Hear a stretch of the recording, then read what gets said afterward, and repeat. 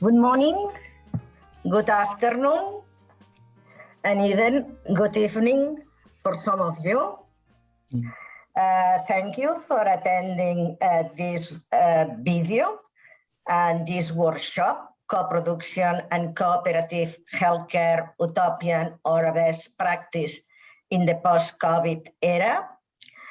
I am Isabel Vidal, professor at the University of Barcelona and president of the Fundació Economics and Society Research Center. Is a research center that in the last 30 years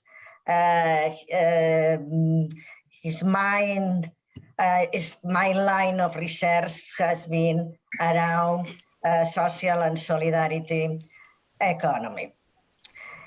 It's a pleasure to introduce this workshop. The first intervention will give us a theoretical approach on the contribution of the citizen in public health system.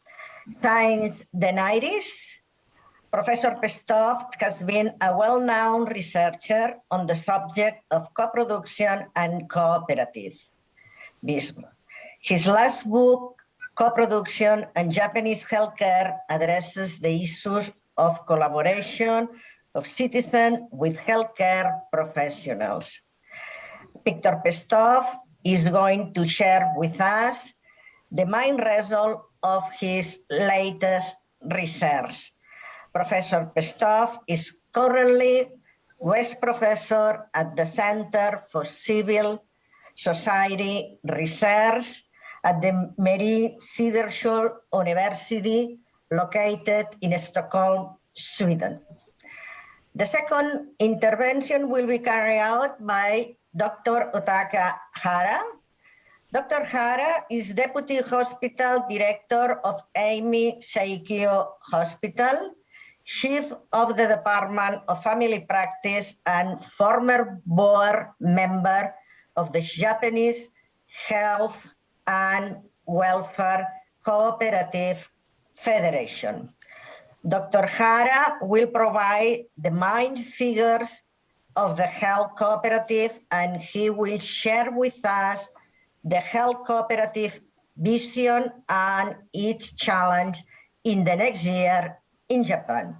Thank you, Dr. Hara, for his great time ability to make this video, taking into account that the four speakers lives in different time region. Thirdly, Mr. José Pérez, Deputy Director of the Spreu Foundation, will explain two health cooperative groups with three main protagonists: a medical worker co-op, an insurance company, and a consumer cooperative with multi-stakeholder governance. At the end, Dr. Carlos Zarco is President of the International Health Cooperative Organization. This organization, I would like to remember you, is member of the International Cooperative Alliance. Dr. Zarco will provide us the main figures of the cooperative movement, and he will show us the importance of the health cooperative in the world. Thank you to all speakers for accepting the invitation to participate in this workshop.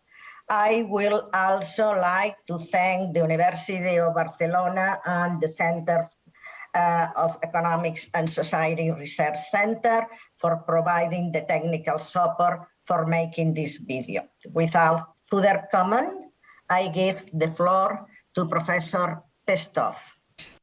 Thank you. It's a pleasure to be able to join my colleagues today and talk about cooperative healthcare.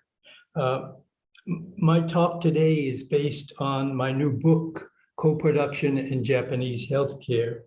And I would like to share some of our findings on work environment, governance, co-production, and service quality in healthcare.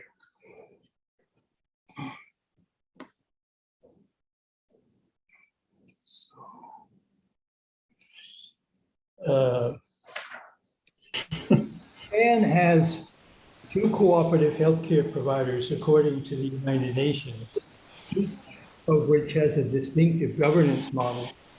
Together, they operate nearly 200 hospitals with almost 45,000 beds, which is more hospital beds than all of Denmark and Sweden combined. So it's not just 1 or 2 isolated hospitals, but they're rather large healthcare network.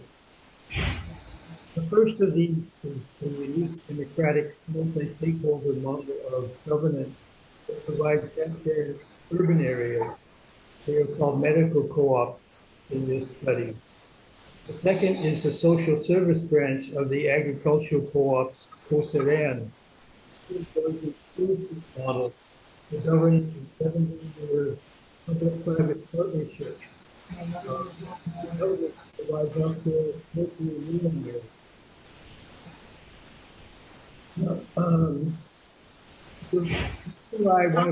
Sorry, Victor,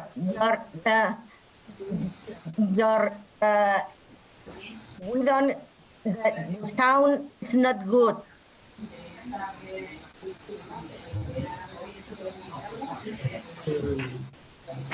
Maybe you need to be closer to the micro. Maybe, I don't know. Is this better? Can you hear me better now? Better. The reason sorry, Victor. If everybody can stop his microphone, is better. Just to improve a little bit the quality. Okay, thank you. Thank you. The reason for focusing on governance is that it can unite divergent stakeholder interests and help bring them together. Today's talk will focus on how governance contributes to the staff's work environment and to patient participation in healthcare. This little figure on the right shows governance at the center of several important dimensions of healthcare. First of all, the staff's work environment. Then the service quality as perceived by the patients themselves, but also the staff. The social values that the hospitals hope to promote in their providing healthcare. Co-production or patient-client involvement in the provision of healthcare. Flexible production that will increase the efficiency of the service provided. And finally, networking between various different stakeholders. Now, the reason why these issues, these dimensions are important is that the COVID-19 pandemic underlines the importance of addressing both the risk to public health by hospital staff burnout, that's so exhausted the staff that more than 30% say they won't be continuing as healthcare workers in the next 5 years here in the US. And the staff at several important hospitals have recently gone out on strike because they're just so tired of the heavy work burden caused by COVID. But also the need for greater citizen participation in achieving the goals of public health. Now, our study was undertaken at 10 different hospitals in the central part of Japan. And our study comprised 4 different parts. We had an organizational study where we interviewed the leaders of 9 different hospitals in Japan. The staff study, the main part, collected survey data from nearly 7,000 staff members. A smaller patient and volunteer study at 4 of these hospitals, and finally, a COVID study, follow-up interviews with the managers and staff at one of the hospitals about the challenges posed by COVID-19. Starting with the work environment and issue and the staff study, we used the classical Kawasaki demand and control model to analyze our data. And it has 4 work-life categories. Starting in the upper left corner, we find low-strain work that combines high control and low demands. Moving to the right, we find active work, which is both high in demands and high in control. And these are jobs like an airplane pilot or a surgeon. Moving down to the bottom right corner, we have high-strain jobs, and these are considered the most detrimental as far as the staff's health is concerned. And finally, we have passive jobs that have both low demands and low control.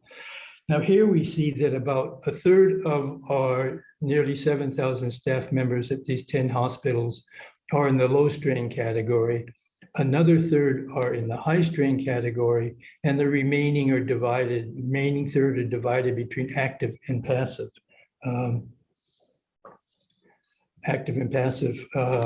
Categories.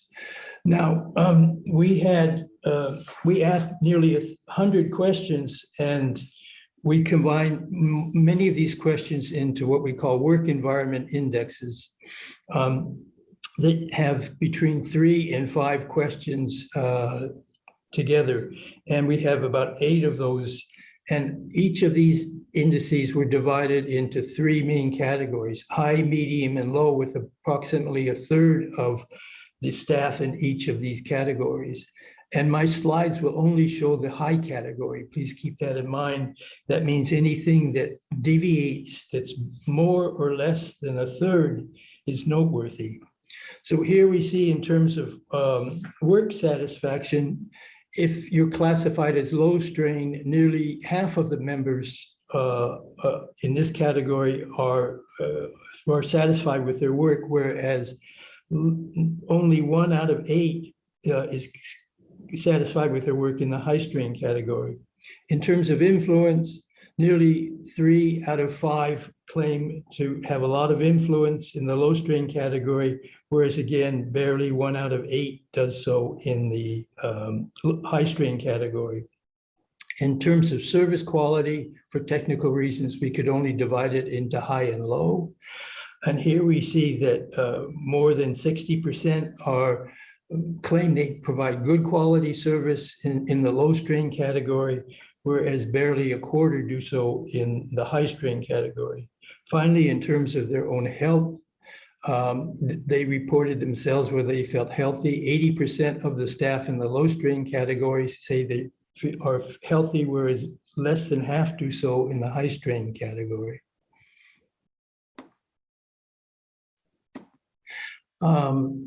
Bringing in these 3 hospital groups, here we see that the medical co-ops are overrepresented in the low strain category and underrepresented in the high strain category, whereas the public staff at the public hospitals shows just the opposite pattern. They're underrepresented in the low strain category and overrepresented in the high strain category, with the staff at the Costa del Hospital coming in between these 2 categories. In terms of these same work environment indices by hospital group, we see that the staff at the medical co-ops, nearly 40% are satisfied with their work, whereas barely a quarter are satisfied in the public hospitals. Similarly, when it comes to influence, more than 2 out of 5 say they have much influence at the medical co-ops, whereas only less than a quarter do so at the public hospitals. And in terms of service quality, more than half of the staff at the medical co-ops say they provide high quality service, whereas less than 2 or 5 do so at the public hospitals. Concerning their health, we see very little difference between them. Summing up our findings on work environment, the staff study provided several important insights. More staff control over their daily work task promotes greater work satisfaction, and more satisfied staff will, in turn, provide better quality services than dissatisfied staff. More satisfied staff not only get more support from their colleagues and supervisors, they have more interactions with their patients, as I'll talk about in just a few minutes. Finally, a recent case study from a medical co-op in Nagoya illustrates how the staff can work together with and around the challenges posed by the COVID-19 pandemic to promote their own work environment and to protect their patients. Turning now to governance, we have a model, a 2-dimensional model, with staff autonomy on the vertical dimension and stakeholder inclusiveness on the horizontal dimension. The command and control model provides minimal autonomy for the staff and minimal inclusiveness of outside stakeholders. The stewardship model falls in between. And to the far right, we have the democratic multi-stakeholder model that provides optimal autonomy for the staff and optimal inclusiveness for the patients and volunteers. Now, this table shows, in terms of governance models, it shows the control, support, and networking at Japanese hospitals. The index of control at the command and control model, less than a quarter claim they have much control, whereas nearly 40% do so at the democratic multi-stakeholder model. In terms of support from their colleagues and supervisors, again, less than a quarter have much support from the command and control model, whereas more than 2 of 5 have much support at the democratic multi-stakeholder model. And in terms of networking, you can see there's a much lower level of discussion about the hospital and its important issues and the hospital's future at command and control models than at the democratic multi-stakeholder models. So summing up in governance, we considered 3 models for healthcare services: the more traditional command and control model of the public sector service, and it ranks lowest on almost every aspect of this study. A stewardship model that relies on a public social partnership between co-ops and the public sector to provide services mainly in rural areas. And it falls in between the former and latter models. And finally, our democratic multi-stakeholder participatory model allows the staff greater autonomy and control, as well as promotes multi-stakeholder dialogue. And this facilitates greater citizen participation in, and this augments the external efficiency of healthcare and healthcare providers. Lastly, turning to the topic of co-production and our patient study. Patients at 4 of these hospitals confirm the main findings from the staff study, and it shines light on new ways to increase patient participation. Eleanor Ostrom, the Nobel Prize winner, argued that co-production is a mix of efforts of the professionals or regular producers like street-level police officers, school teachers, and health workers, and their clients who want to be transformed by the service into safer, better educated, and/or healthier persons. So co-production is more than merely sending a like on Twitter or Facebook, convening a focus group, or pushing a button to indicate client satisfaction with a particular service on a given day. This research sheds light on how healthcare providers can develop efforts to facilitate, foster, and institutionalize greater citizen user participation. And 2 slides briefly from our patient study. First of all, why did they choose a particular hospital? And we see 2 very different reasons for joining a hospital. Here they had 10 different alternatives to choose from, and we combined them, their answers, into 3 categories. The reason was membership, the reputation of the staff or hospital, or more instrumental reasons like the closeness of the hospital or the only hospital available, which is important, particularly in rural areas. Here we see for the medical co-ops, membership is the most important and instrumental reasons are less important. We see just the opposite pattern for the patients or users at the Kosoren hospitals. Membership is least important, and because they could have more than one answer, virtually everybody at the Kosoren hospitals mentioned instrumental reasons for choosing their particular hospitals. Similarly, if we see how much influence the patients have, what channels of influence they try to use, we see two quite divergent, two very different patterns. They both agree that talking with the professional staff is important, but what happens after that is quite different. For the patients at the medical co-ops, they can voice their opinion in committee meetings or attend local health co-op meetings, an option that is rarely used by the patients of COSADAN. And finally, they could use the suggestion box. This is the least popular alternative for the medical co-ops, but the second most important, and I would say the only alternative to talking directly with the professional staff. Finally, we see that the proportion that say there's no way to have influence or they never tried is smaller with the medical co-ops than at the health co-ops. So co-production implies something more than simply pushing a button or following a doctor's orders. This is a little apparatus that many of us are familiar with today. We see it in airports after security control. We see it in public restrooms. This was a picture my daughter took at the Amsterdam airport Schiphol. You press the green button if you're satisfied, the yellow button if you're neutral, and the red button if you're dissatisfied. Co-production is something more than that. So our conclusions are that participatory governance can help overcome much of the recent polarization found in the public health debate in the wake of the COVID-19 pandemic. It provides a model for achieving greater participation. So we conclude that the participatory governance and the public social partnership models can both serve as a best practice for cooperative healthcare providers, as well as for public and private healthcare providers.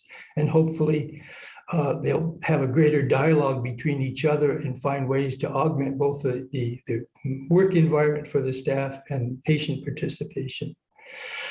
Healthcare, cooperative healthcare is not a utopia. It has functioned and functioned well for nearly 75 years in Japan. And keep in mind, it's not just a marginal phenomenon. Japan has more hospital beds, cooperative providers than all of Denmark and Sweden combined.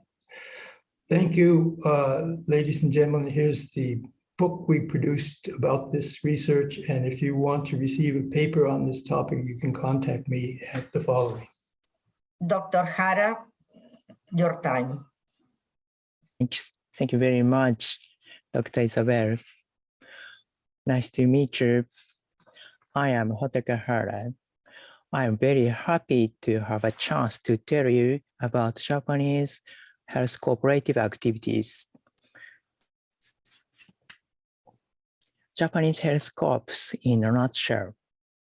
Registered as consumers co-ops, classified as user-owned by the UN survey, composed of multi-stakeholders, namely 99% are users, including patients while they are mostly healthy people who are concerned with maintaining their own health. Service providers account for 1%, including doctors, nurses, and paramedical staff, operate healthcare and long-term care facilities. Health co-op practicing co-protection. Users participate in the governance process, occupying a majority of the board and district committees. Users are empowered through information and learning to be more informed consumers. Users participate in health promotion in hand group meeting, neighborhood groups, through using simple device to check blood pressure or urine. Users communicate with service providers to produce better outcome for cure and care. Charter of patient rights, prioritizing their rights and collaboration with providers.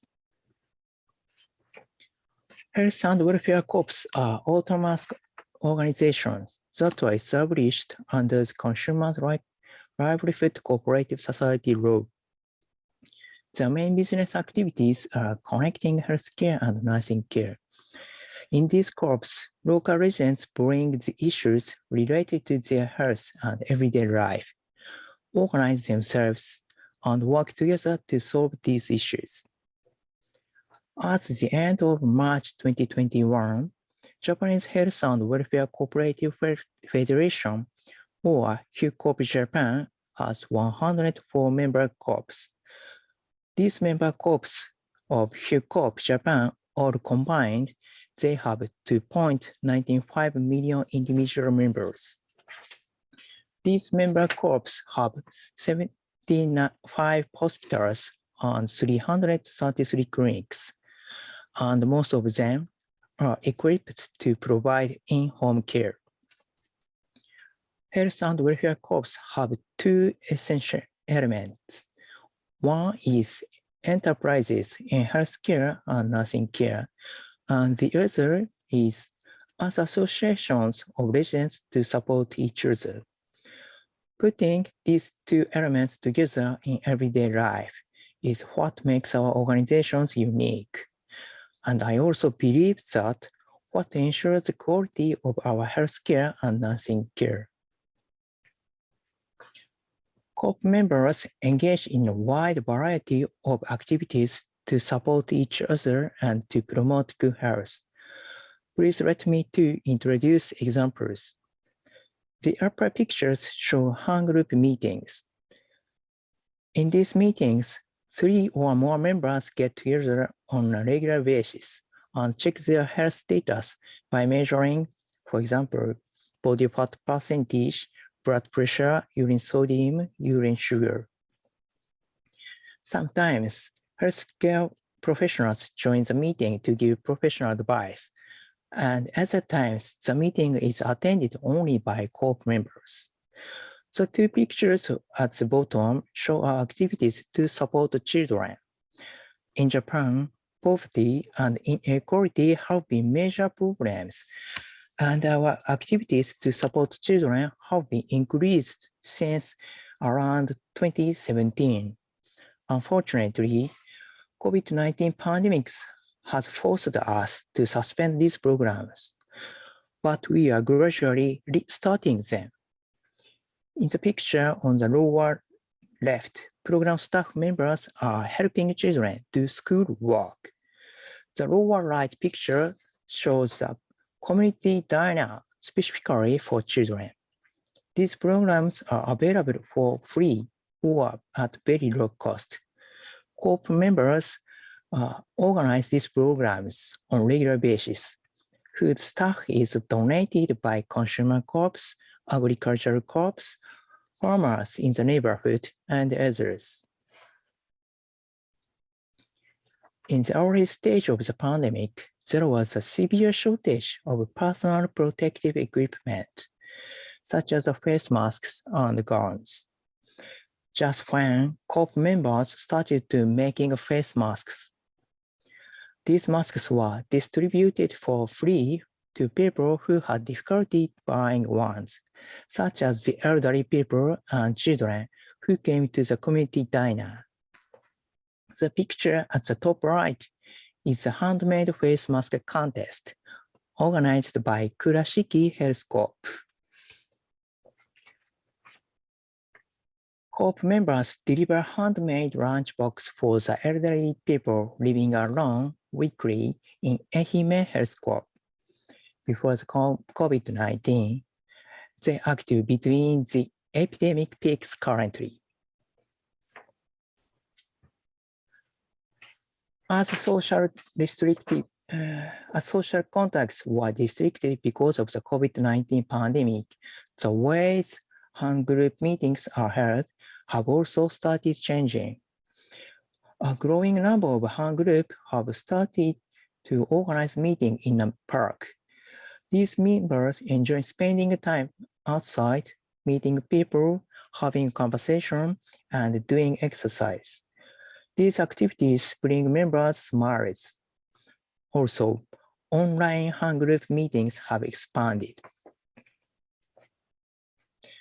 Some members may not be able to attend a hand group meeting because they have difficulty go out or for other reasons. For these people, other members regularly make phone calls to make sure if they are doing fine.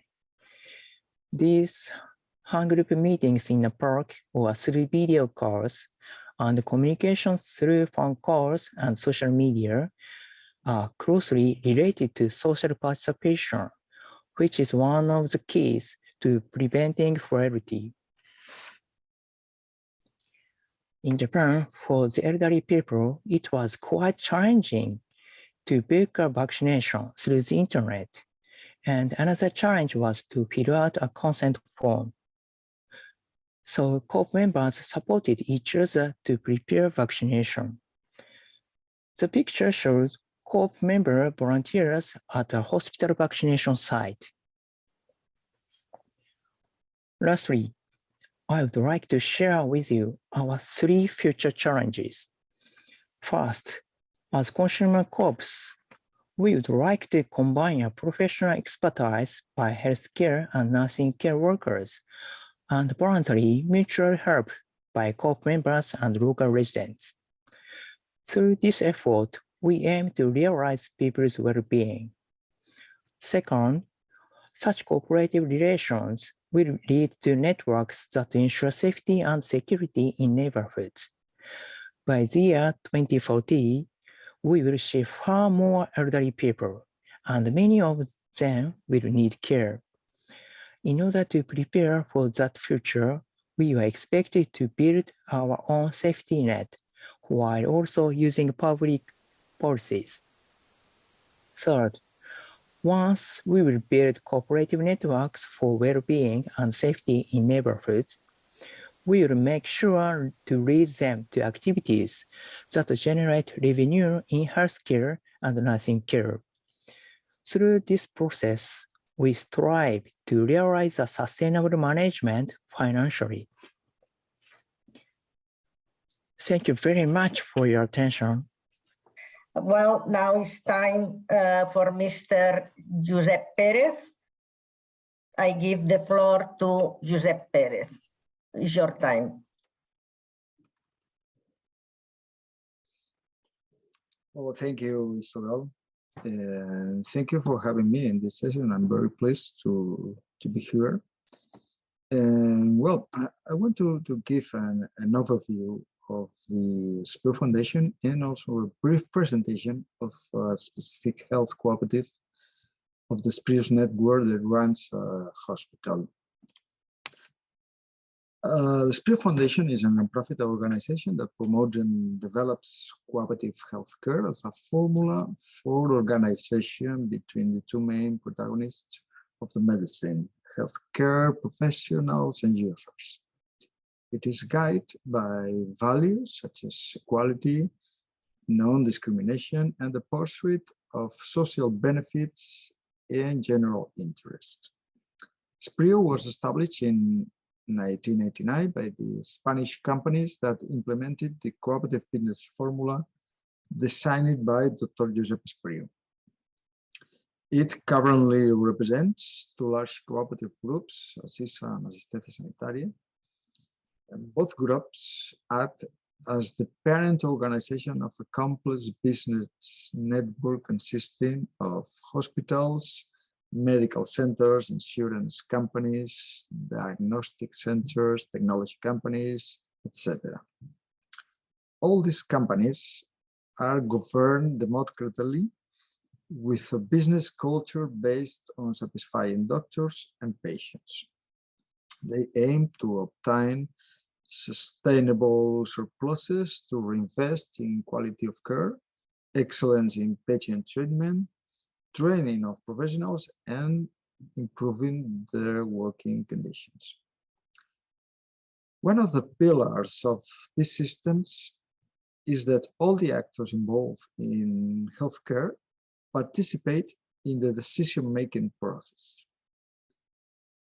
With this pillar, we achieve to balance between supply and demand in the healthcare market, and also between responsible cost management and the provision of top quality services.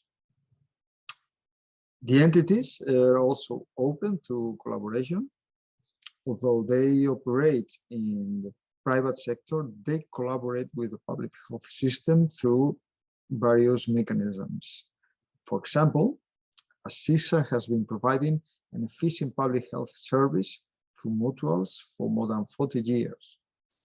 Another relevant example was the response to the health crisis caused by COVID-19. The first stage of the pandemic, when the public health system was overloaded in Spain, SPRIU companies made their resources and facilities available to public health authorities. This continuous collaboration frees up resources, turning SPRIU's cooperatives into a strategic ally that helps sustain the public health system. SPRIU Foundation is the ideological and strategic center of the network of entities represented on its board, centralizing the promotion and expansion of the concept of cooperative healthcare and its international outreach. It is an independent body with no functional dependence to other organizations in the group. And this network results from a business development process that began in the 1950s, past century, when several companies, health companies here in Spain were created with the dual objective of making quality healthcare accessible and, on the other hand, providing doctors with the best conditions to carry out their profession. Let me mention some figures that will help us to have an idea of the dimension of SPRIU's network. Together, SPRIU companies provide health coverage to more than 2.7 million people in Spain. Yearly, they manage 14 million medical appointments, 450,000 surgical interventions, and more than 540,000 emergencies. The group employs 6,400 people, of whom 80% have open-ended contacts. I would like now to focus on one specific cooperative, one of the cooperatives of the network, the CIES cooperative. The CIES cooperative was founded in 1975 by Dr. SPRIU with the support of the Doctors' Cooperative Autogestion. Its objective was to bring together the doctors' clients to provide themselves healthcare facilities that were scarce at the time in Barcelona. In 1989, the cooperative opened a modern hospital in the Spanish city of Barcelona. This is the reason because it's called Hospital de Barcelona. And after more than 30 years of successful operation, it is an excellent example of a healthcare facility run by its users, the patients. Today, CIES is a non-profit consumer health cooperative owned jointly by users and health workers. It operates and competes in the private hospital market, and we can say that it is a unique model of hospital because three main features. First, it is a consumer cooperative owned by 170,000 users and 800 workers, including health and non-health professionals, people from administrative, hospitality, or maintenance departments, and also members of the cooperative. Second, its governance structure is based on democracy. All cooperative members participate in the decision-making process. And third, healthcare services are organized in a particular way, far more open than the usual in hospital. This organization allows external doctors to treat their patients in the cooperative facilities. CIES Cooperative has a strategic agreement with the Doctors' Cooperative. Through this inter-cooperative alliance, both companies form the group Asistencia, which runs an insurance company to protect members from the financial risks of high healthcare costs. cooperative is governed by an annual general assembly and a board of directors, as usual in cooperatives. However, at the board of directors, there are 15 members, 12 of them representing the consumer group and 3 representing the worker group. All consumer and worker members are called to the General Assembly, which is held in a democratic and participatory and egalitarian way, like cooperatives, under the motto, one member, one vote.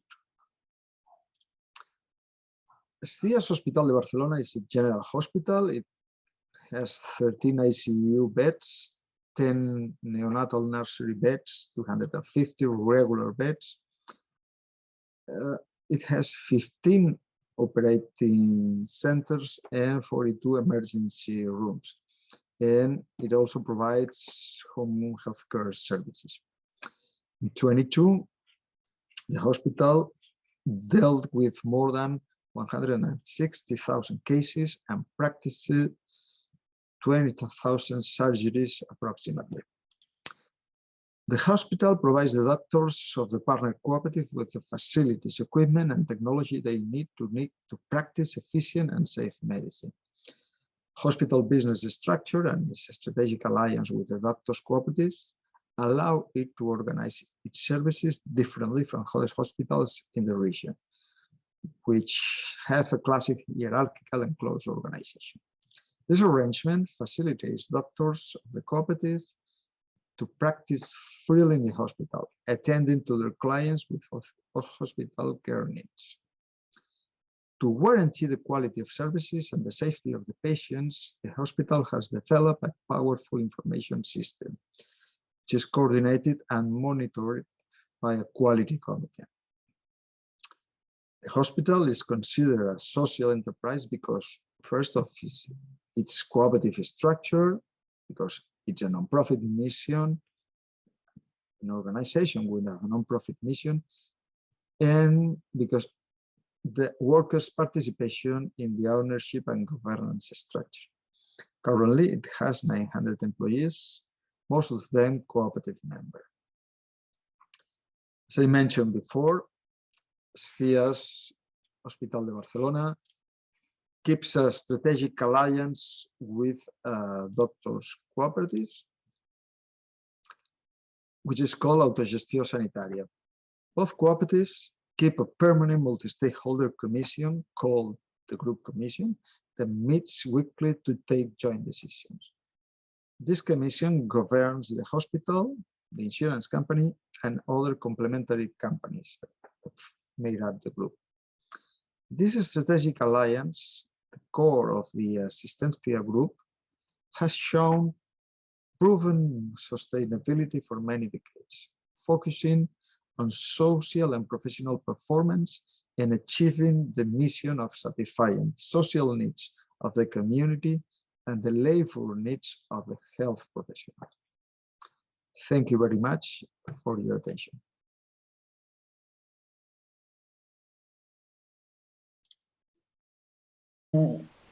At the end, I give the floor to Dr. Zarco. Dr. Zarco, when you like, is your floor. Okay, can you hear me? Yes, great. Thank you very much for having me here. And it's a pleasure for me to talk about the role of the international health cooperatives all around the world. And I will share with you some figures about our organization all around the world. I will see if you don't see that. Okay.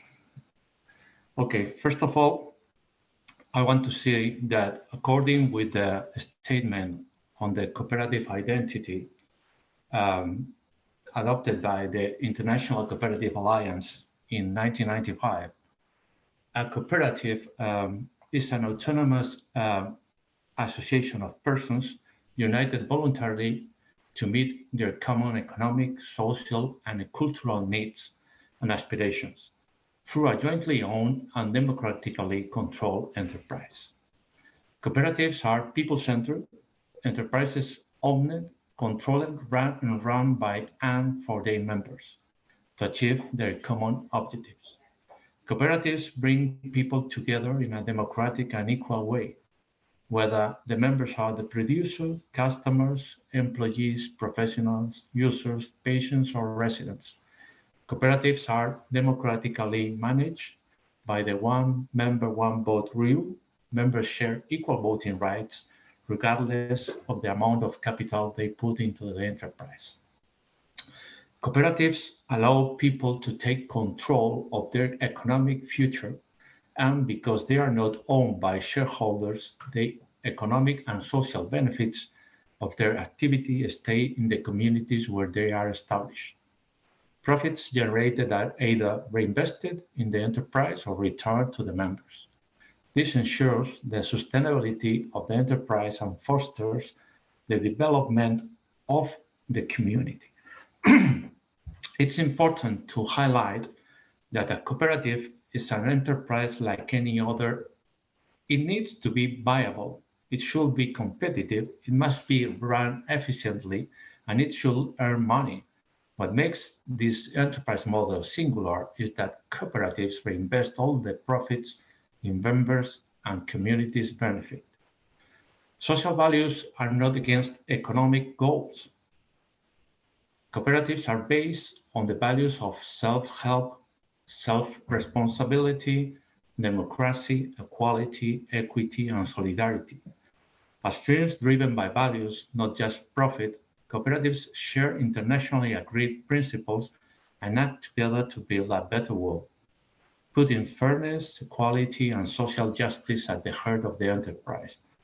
Cooperatives around the world are allowing people to work together to create sustainable enterprises that generate long-term jobs and prosperity. The cooperative is the only kind of business with an international agreed and recognized set of principles. The 7 cooperative principles are a guide to the day-to-day governance and management of the cooperative. Enable them to achieve the objective of meeting their members' needs and aspirations. We are going to the next slide. It's a business model that is globally extended. Cooperatives are far from being a marginal business model. According to the International Cooperative Alliance, at least 12% of people on Earth is a cooperator, and 3 million cooperatives worldwide provide jobs and work opportunities to 280 million people, which represent over 10% of the world's employee population. In the European Union, there are around 131,000 cooperatives with more than 4.3 million employees, an annual turnover of 992 billion euros. According to the World Cooperative Monitor, which is a yearly published report, the 300 largest cooperatives worldwide generate $2.2 billion in turnover. In the healthcare sector, cooperatives are also well represented. According to the B20, the business group advising the G20's policymakers, some 100 billion households worldwide enjoy access to healthcare thanks to cooperatives. The presence of this enterprise model has been confirmed within the health systems of 76 countries, registering more than 3,300 health cooperatives with an overall turnover of $15 billion. What do health cooperatives offer? In the area of health, there are multiple interests which cooperatives attempt to respond to. On the one hand, patients want to access the best healthcare without a financial burden that hardly can afford. To achieve this, they can either join as a cooperative to buy services, or if there are enough number of people, build medical facilities. However, as healthcare costs are high, they will sometimes also seek to share these risks, meaning that the health cooperative may carry out an insurance role. On the other hand, health professionals can also try to meet their needs by creating a cooperative that provides them with better quality jobs, supplies, or services, and allows them to develop their profession based only in medical criteria, without shareholders pressuring for maximizing their investments and profitability. Health cooperatives carry out their activity in different subsectors, from healthcare to the provision of social services linked to the health. The business sector in which the cooperative operates is, in many cases, a factor that conditions the type of members it has. For example, in medical care, it's common for the cooperative to be made up of doctors who associate under this legal model to perform their profession in working and economic conditions that ensures their freedom of professional judgment. This also occurs in other professional groups linked to healthcare, such as caregivers or ambulance drivers. However, there are also notable examples of cooperatives born to cover health equipment shortcomings in a territory where potential patients come together to build and manage health facilities. Well, let me explain in detail what are the main sectors of activity in which health cooperatives participate. First of all, primary and specialized healthcare. Cooperatives usually formed by doctors or health professionals who provide services related to the treatment and cure of the diseases. Management of hospitals, health centers, or various health facilities are cooperatives whose members provide themselves with the material and professional means necessary to be looked after in the case they suffer from a health problem, or cooperatives whose members provide themselves with the facilities for doing their job. Other one is health insurance, cooperatives that offer insurance policies entitling users to the direct provision of healthcare or to the financial compensation of a stipulated amount in case of they suffer from a disease, as well as compensation for the cost of the treatment. Social health cooperatives that provide services to groups that require care, such as home care for the elderly or care for sick people with mobility difficulties. Promotion, prevention, and health literacy are cooperatives whose function is to improve the welfare and health of citizens and prevent the onset of diseases. Pharmacy are cooperatives dedicated to the distribution of medicines and health products through a model that ensures equality in patients' access to medication. If we go to the next slide, you can see when discussing cooperatives, it's helpful to understand their membership structure depending on the needs they aim to address. Cooperatives may take the following forms that you see in the slide: worker co-ops, the main aims of which is to generate employment on decent terms for healthcare professionals and to allow doctors freely to practice their profession subject to no economic factors that could impinge on their professional criteria. Two examples of cooperatives of this type will be Asisa and Asistencia Sanitaria in Spain, although they likewise exist in Argentina and Brazil. Production cooperatives such as pharmaceuticals, which account for some 20% of the medicines retail market in Belgium, 70% in Spain, 50% in Greece, and 10.5% in Italy. User co-ops, which in response to a lack of health services, difficulties in accessing healthcare, or a failure to care for certain groups, manage their own care services. Example of this type of cooperatives may be found in Japan, Singapore, and Canada. Cooperatives involving different groups known as multi-stakeholders cooperatives. Successful examples are the social cooperatives in Italy or the Barcelona hospital in Spain that we have heard our other speaker before. How health cooperatives face the pandemic? Well, 2 years ago, the sudden increase in healthcare demand placed hospitals under tremendous pressure, straining their capacity and exhausting healthcare professionals. In some countries, health systems were seriously threatened, and in others, they just collapsed and were unable to serve the population. Well, health cooperatives in many countries have spared no effort to relieve pressure on the health systems. In some places, cooperatives have played an essential role in dealing with COVID-19. The flexibility of the cooperative business model facilitated the extraordinary measures that had to be taken to deal with the growing needs of patients and the increased workload of healthcare professionals. Even before the WHO declared the pandemic, some health cooperatives established working groups to monitor the evolution of the disease and to design protocols for managing health centers and dealing with patients. Hospital capacity was expanded, in some cases tripling the number of beds for critical patients, and resources and professionals were reallocated. Even retired doctors volunteered to help. Another important challenge has been to guarantee the safety of professionals and patients. To achieve this, the cooperatives quickly evolved to digital and telemedicine solutions. Around the world, we have seen experience that reaffirm the important role that health cooperatives have played in addressing the pandemic. For example, in Japan, cooperative hospitals provide free health care to the vulnerable population. In Spain and Brazil, health cooperatives offer their facilities and resources to the health authorities to contribute to fight against the coronavirus.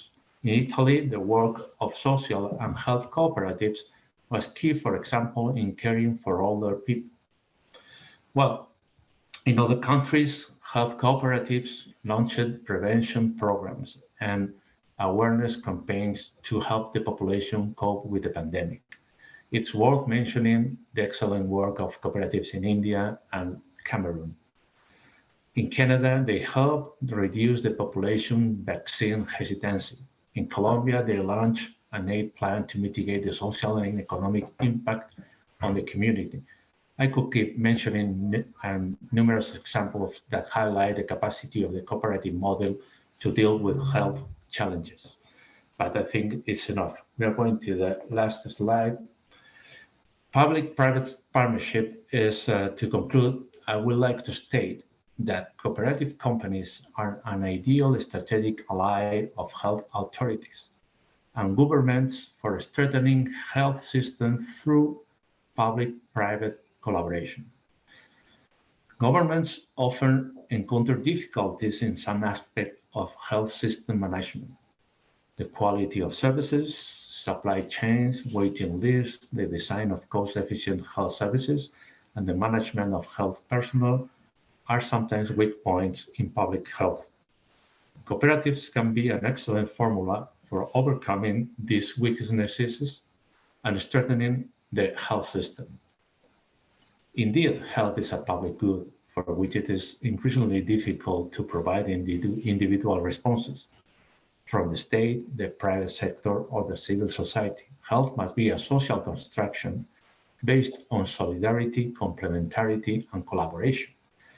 Recovery policies must take into account the coexistence and collaboration between public and private healthcare. In the current stage of recovery, after the pandemic, cooperatives can be a powerful complement for a better rebuilding national health systems, freeing them from some burdens, saving public resources, and helping to redistribute income and wealth. And I think that's the main issue. That's all, and thank you very much for listening. Thank you. Many big ideas. Only I remark some or very few of your ideas. My feeling it is that the 4 interventions of this workshop show the existence of collaboration between doctor and patients. It is the concept of co-production that Professor Pestoff explained. His presentation explored how governance model can contribute to the work environment of hospital staff and to patients' participation in healthcare service. Pestoff study compared consumer co-ops, agriculture co-ops, and public healthcare providers with their different models of governing healthcare. Participatory governance both allows the staff greater autonomy and control, and it promotes a multi-stakeholder dialogue that facilitates user-citizen participation. A stewardship model combined with a public-social partnership makes healthcare sustainable in populated areas. A traditional public sector model lacks this advantage. 104 cooperatives are members of the Japanese Health and Welfare Cooperative Federation with 2.95 million members. Dr. Hara, in his intervention, explained example of co-production between healthcare professionals and users. Examples that promote the construction of community based on the principles of the sustainability and mutual aid. Barcelona Hospital is a consumer co-op where workers and users are members. It means that both workers and users have voice and vote in the General Assembly and in the board of directors. When two kinds of peoples share the governance of an organization, we can tell the organization has multi-stakeholder management. Barcelona Hospital is a good example of co-wielding. Dr. Zarco started his intervention remembering the meaning of a co-op. It's a voluntary association of people. That means it's a democratic organization. The co-ops are social enterprise. The goal is not profit maximization. The goal is mutual aid between members. 12% of the population in the world belong to a cooperative. 100 million of households access health service through cooperatives. We can find health cooperative experience in 76 countries. Dr. Zarco shows health cooperative is an answer. It's not the only answer, we know, but it is a valuable answer. It is a complement. A challenge is the strengthening of partnership between health co-op and public sector. We hope that this workshop will encourage everyone who attend the Global People Summit to ask questions and make comments. We are eager to start the colloquium. Thank you very much for your attention.